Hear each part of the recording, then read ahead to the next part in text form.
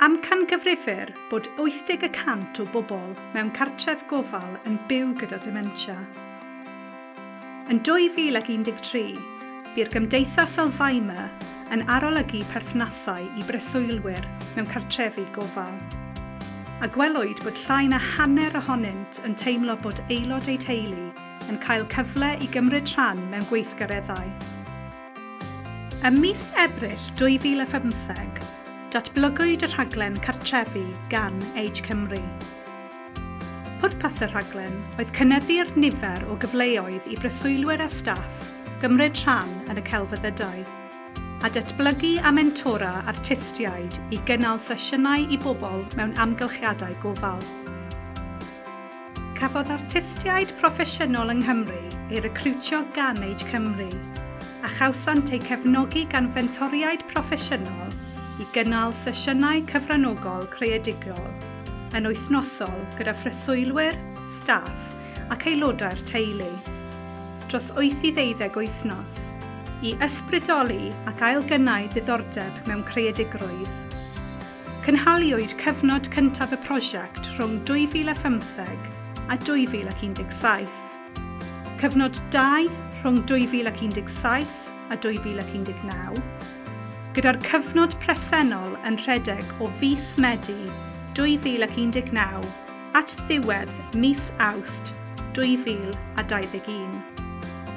Mae 3,217 o preswylwyr cartrefi gofal nyrsio a phreswyl, staff, gwirfoddolwyr ac aelodau'r teulu mewn 194 o cartrefi gofal wedi cymryd rhan ers cychwyn y rhaglen. Mae gwerthusiad annibynnol o gyfnod cyntaf y rhaglen gan ganolfan datblygu gwasanaethau Dementia Cymru ym Mhrifysgol Bangor wedi datgan bod y rhaglen wedi cael effaith sylweddol ar lesiant pobl hŷn, yn ogystal ag agweddau staff at breswylwyr, yn enwedig y rhai sy'n byw â dementia. Cafodd staff yr hyder i arwain gweithgareddau creadigol eu hunain, ac roeddent yn fwy parod i ganfod profiadau diwylliannol y tu allan i'r gwaith.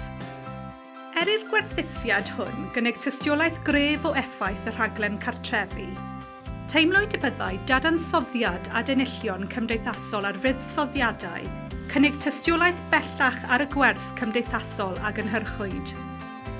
Mae dadansoddiad a denillion cymdeithasol ar fuddsoddiadau yn casglu gwybodaeth mwyn datgan sut mae newid yn cael ei wneud drwy fesur canlyniadau cymdeithasol, amgylcheddol ac economaidd, ac yn defnyddio gwerthoedd ariannol i'w cynrychioli. O'r dadansoddiad hwn, gwelwyd bod cartrefi yn darparu gwerth cymdeithasol rhwng 4 punt a 53 ceiniog, a 9 punt ac 8 ceiniog, ar gyfer bob punt a fuddsoddiwyd. Yn ôl gwerthusiad a rhagdybiaethau manwl yn seiliedig ar ymchwil flaenorol, yr adenillion cymdeithasol ar fuddsoddiadau bras yw 6 punt a 48 ceiniog ar gyfer bob punt a fuddsoddiwyd yn ystod y 2 flynedd gyntaf. Mae gwaddol arbennig cartrefi yn cartrefi gofal yn mynd y tu hwnt i werthfawrogiad mwy o'r celfyddydau, ac i mewn i elfennau hanfodol gofal, sy'n canolbwyntio ar yr unigolyn. Soniodd staff am y ffordd mae'r sesiynau wedi gwella'u perthynas gyda phreswylwyr. Mae cartrefi hefyd wedi dylanwadu ar ymarfer personol yr artistiaid, gan arwain at nifer o ffilmiau byr, recordiadau sain, a theithio o amgylch arddangosfeydd celf gweledol. Ar y cyfan, mae gan y rhaglen cartrefi werth cymdeithasol, ac yn parhau i gael effaith gadarnhaol ar y sector gofal cymdeithasol. Cyflwynir y rhaglen cartrefi gan Cymru, a fe'i hariennir gan The Bearing Foundation a Chyngor Celfyddydau Cymru. Arweiniwyd y gwerthusiad annibynnol gan ganolfan datblygu gwasanaethau Dementia Cymru, Prifysgol Bangor, a gefnogi gan y ganolfan ymchwil heneiddio a dementia.